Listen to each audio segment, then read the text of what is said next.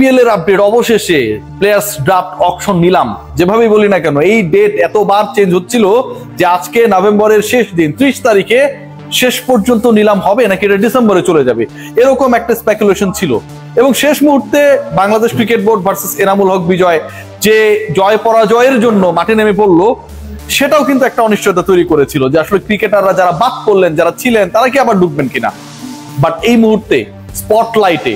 2 জন 3 জন 4 জন 5 জন cricketer যেই ক্রিকেটারদেরকে নিয়ে অনেক বেশি ডিসকাশন হচ্ছে এবং যে ডিসকাশনটা খুবই ভ্যালিড আমি সেই ডিসকাশনটা মানে হ্যাপিনেসের থেকে অবাক হওয়ার যে ঘটনাগুলো ঘটেছে সেই জায়গা থেকে শুরু করতে চাই লিটন কুমার দাস আমি বিডি ক্রিক টাইমে একটা কন্টেন্টে বললাম যে আমাকে যদি এই মুহূর্তে চুজ করতে দেওয়া হয় টি20 কোন ক্রিকেটার থেকে যিনি ডিরেক্ট সাইন হন নাই কাকে নিতে চান My choice was Liton Kumar Das captain keeper opening batter and scorer Liton Kumar Das যিনি ক্যাটাগরি এ মানে টপ ক্যাটাগরিতে অবশিষ্ট যে দুজন ক্রিকেটার ছিলেন নাইম শেখ এবং লিটন কুমার দাস তাদের একজন এই দুই ক্রিকেটারের ক্ষেত্রে যে ঘটনা ঘটেছে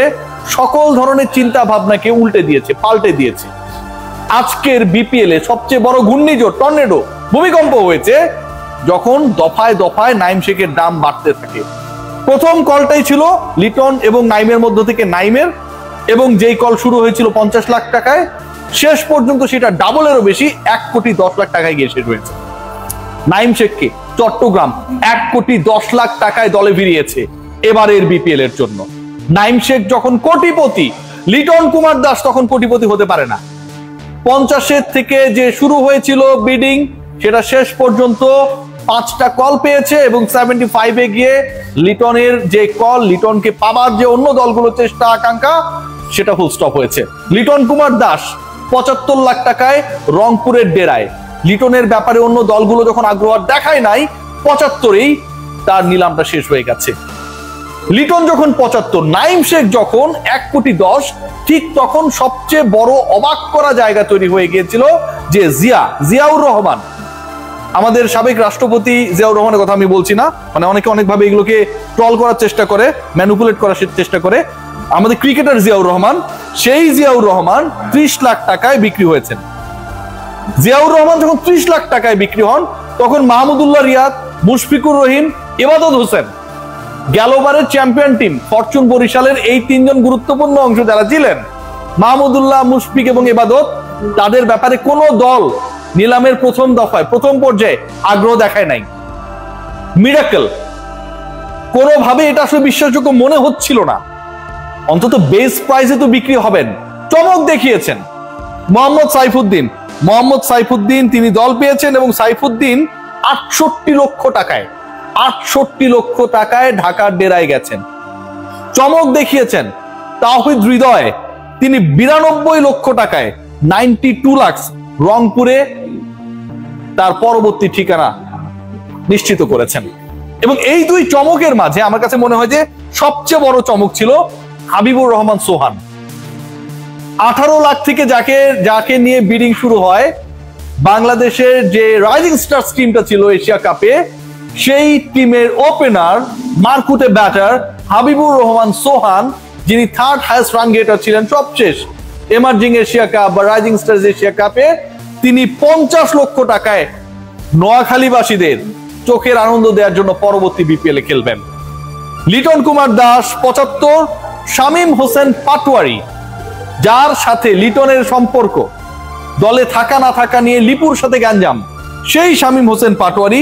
ঢাকার হয়ে খেলবেন 56 লক্ষ টাকায় শান্তি আর স্বস্তির জায়গাটা কোথায় সাব্বির রহমানকে নিয়ে অনেক কন্টেন্টস হয়েছে অনেক আলোচনা হয়েছে শেষ পর্যন্ত সাব্বির কোন দলে খেলেন সেই ডিসকাশনটা যখন তুঙ্গে তিনি কোন দলের হয়ে পরের বিপিএল এ খেলবেন নাকি আনফরচুনেট হয়ে গত বিপিএল এর আগের যে আসরগুলো ছিল সেই আসরগুলোতে তিনি দল পাননি সেরকম কোনো কিছু একটা করতে যাচ্ছে সাব্বিরের দল পরিবর্তন ঘটে নাই Sabbir is going two B the part of Dhaka again Dhaka Capitals এর হয়ে সাব্বির খেলবেন গেল আসরে সাব্বির খেলেছিলেন ঢাকার হয়ে এবং এবার সাব্বিরের প্রাইস 28 লাখ 28 লক্ষ টাকায় সাব্বিরের ঠিকানা ঢাকা ক্যাপিটালস আমাদের আরেক প্রিয় ক্রিকেটার বাংলাদেশকে দীর্ঘ সময় সার্ভিস দেয় যাকে এখনো বাংলাদেশের মানুষ মিস করে নাসির হোসেন তিনিও ঢাকায় তাসকিন আহমেদ আগে থেকেই ঢাকায় নাসির সাব্বির তাসকিন আমার কাছে মনে হয় ঢাকাকে রোমাঞ্চকর বিপিএল এর এক্সপেরিয়েন্স দেওয়ার জন্য যে লোকাল ক্রিকেটাররা, যাদের ব্যাপারে মানুষের প্রচন্ড আগ্রহ রয়েছে, যেই ক্রিকেটারদের fan base is very huge, সেই পার্টিকুলার ক্রিকেটাররা এই মুহূর্তে ঢাকার ডেরায়। আলোচনা রয়েছে জাকের আলী অনিক। প্রিয় জাকের আলী অনিক এবারও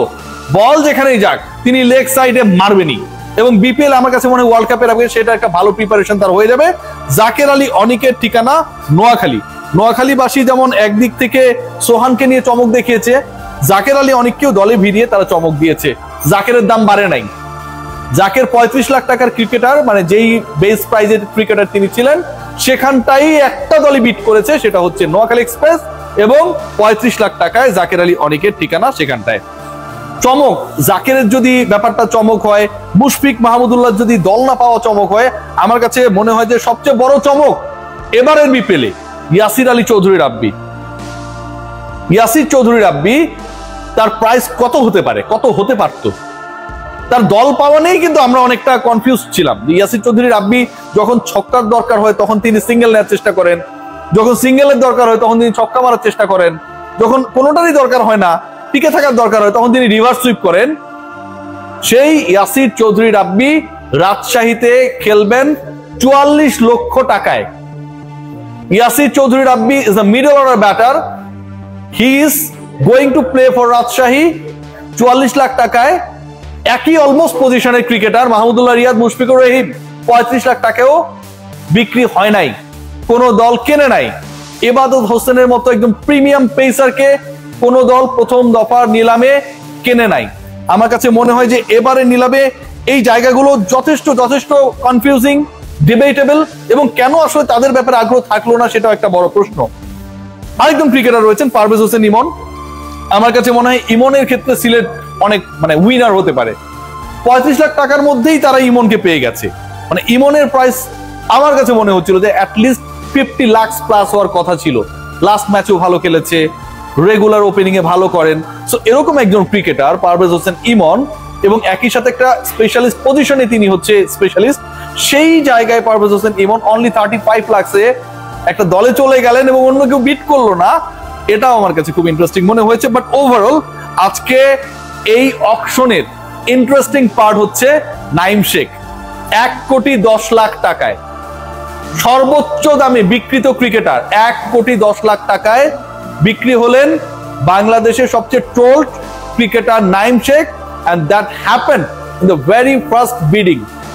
যেখানটায় তারপরেই লিটন কুমার দাসকে তোলা হয়। 75-এর বেশি তিনি যেতে পারেন নাই। যখন এখানটায় কম্পিটিশন ছিল তাদের নিয়ে, তখন আলো ছড়িয়েছেন সাইফুদ্দিন 68 লক্ষ টাকায় দল পেয়ে, আলো ছড়িয়েছেন তাওহিদ হৃদয়, সবসময় বিপিএল তিনি পারফর্ম করেন 92 লক্ষ টাকায় দল পেয়ে, এবং সকল আরো কেড়ে নিয়েছেন মোহাম্মদ মিঠুন 52 লক্ষ টাকায় দল পেয়ে। বিশ্বাস হচ্ছে? হোক আর না হোক, এগুলোই ঘটনা। আজকের বিপিএল অকশন নিয়ে অনেক ঘটনা ঘটেছে, এবং অকশন যখন চলছিল তখন সবচেয়ে ইন্টারেস্টিং পার্ট, অকশনার হিসেবে যিনি ছিলেন তিনি অনেক ক্ষেত্রে রুলস ব্রেক করে নিজের মতো করে এটা পরিচালনা করার চেষ্টা করছিলেন। তো মাহবুব ভাইকে আসলে যারা গালিগালাজ করেছিলেন, আমার কাছে মনে হয় আজকের বিপিএলও সেই ঘটনাগুলো, বিপিএল এর অকশনে সেই ঘটনাগুলো ঘটেছে, এবং এগুলো ঘটে, এটাই আলটিমেটলি একটা বড় আসরের মর্যাদা বা কি বলবো এক্সাইটমেন্টের সাথে জড়িত। ওভারঅল আবার যদি ডিসকাস করি, সাব্বির রহমান 28 লাখ টাকায় ঢাকায়, নাইমকে নিয়েছে চট্টগ্রাম 1,10,00,000, লিটন কুমার দাস 75 লাখ টাকায় রংপুরে গেছেন। এবং এখানে ইন্টারেস্টিং পার্ট যেটা, নুরুল হাসান সোহানের খেলা না খেলা নিয়ে লিটন কুমার দাসের কিছু ইস্যু পাবলিকলি বলা হয় যে আছে, যে কারণে তাকে ন্যাশনাল টিমে কম খেলানো হয়। রংপুরের হয়ে লিটন কুমার দাস নুরুল হাসান সোহানের ক্যাপ্টেন্সিতে খেলবেন, এটাও কিন্তু একটা ইন্টারেস্টিং ব্যাপার।